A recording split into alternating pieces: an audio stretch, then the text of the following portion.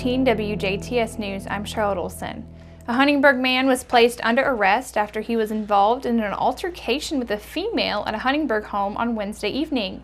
Just after 10 p.m. on Wednesday, officers with the Huntingburg Police Department were called to a location along the 1100 block of North Chestnut Street, where they were told that a fight was in progress. When they arrived, police say that 43-year-old Benjamin McCraney of Huntingburg was across the street from the residence, and a female was in a vehicle at that address. Police say that they talked to both McCraney and the woman and determined that the woman had been battered.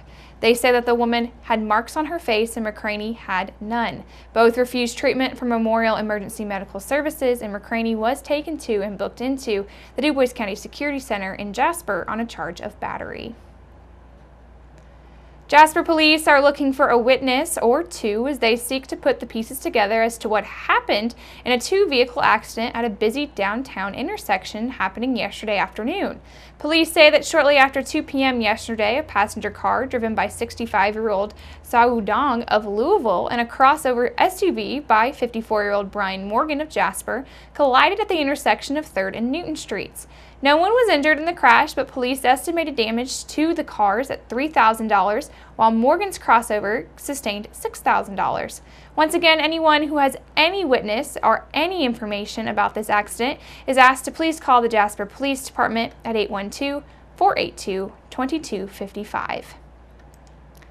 Authorities are investigating the discovery of a body that they say is in Perry County man found earlier this week in Crawford County.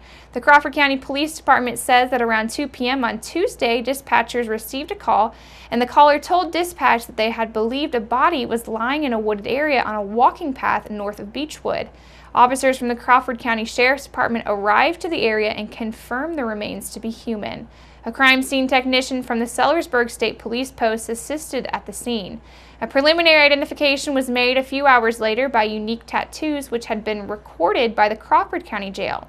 An autopsy was conducted in Bedford on Wednesday, and an Indiana State Police crime scene technician from the Jasper Post was on hand and confirmed that the body was 32-year-old Derek Feith of Perry County. Authorities say that Feith had last been seen on Sunday, September the 16th at a residence on State Road 62 in Beechwood. Witnesses say that Feith was last seen before dark walking towards the path and away from his house where his body was found. They say the autopsy did not find any obvious signs of trauma and toxicology results are pending.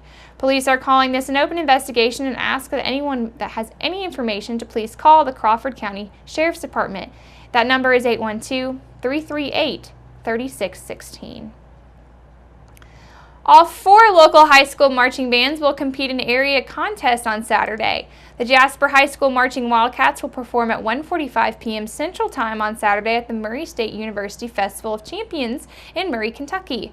The contest also includes a finals competition on Saturday evening. Last week, the Marching Wildcats received a participation award and did not place Saturday in Open Class B at the Avon Invitational at Avon High School. The Marching Raiders of Southridge High School will make a return trip to Evansville on Saturday and compete at 4:56 p.m. Central at Romaine Stadium on the campus of Evansville Harrison High School. Southridge placed 3rd last Saturday in the Class AA at the Evansville North Invitational in Evansville North High School. The Marching Raider Band also earned the honor of Best Percussion and Best Drum Major in their class. After placing 2nd in Class 4A last Saturday at Evansville North and earning the distinction of Best Overall Visual and Best Overall Pit Crew at the contest, the Forest Park Marching Rangers will march Saturday at 8:06 p.m. at Springs Valley Festival of Marching Bands at Springs Valley High School. And the Northeast DuBois Marching Jeeps will march at 4:26 p.m. Saturday at Springs Valley. The Jeeps placed 3rd in Class A on Saturday at the Floyd Central Highlander Invitational at Floyd Central High School. They also earned the distinction of Best Field Commander and Best Overall General Effect. Tomorrow, Saturday the 30th, admission to any Indiana State Park will be free. The State Department of Natural Resources says that it's a way to recognize National Public Lands Day and the nation's largest single volunteer effort for public lands. Some parks have volunteer opportunities available, and many will have hikes and other activities planned. Parks will also offer pioneer activities, crafts, and live bird shows. A complete list of programs is available at the DNR's online calendar. Investigators are continuing to look into whether a man arrested in Colorado for allegedly threatening people along a hiking trail with a hatchet could be linked to the February killing of 2 teenage hikers in Indiana. Sergeant Kim Riley of the Indiana State Police says that the agency is speaking with Colorado authorities about 31-year-old Daniel Nations to determine if he could be a suspect in the killings of 14-year-old Liberty German and 13-year-old Abigail Williams. Nations, a convicted sex offender who has lived in Indiana, was arrested on Monday in Woodland Park, Colorado, in connection with recent cases where people were threatened with a hatchet on a popular hiking trail near a monument about 50 miles south of Denver. Riley said that the first question is whether Nations was in Indiana on February the 13th when the teens vanished while hiking near their hometown of Delphi, about 60 miles northwest of Indy.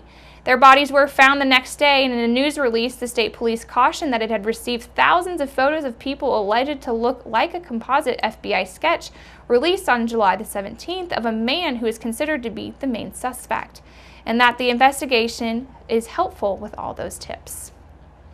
And keep it right here, because up next we're going to take a look at your weather summary.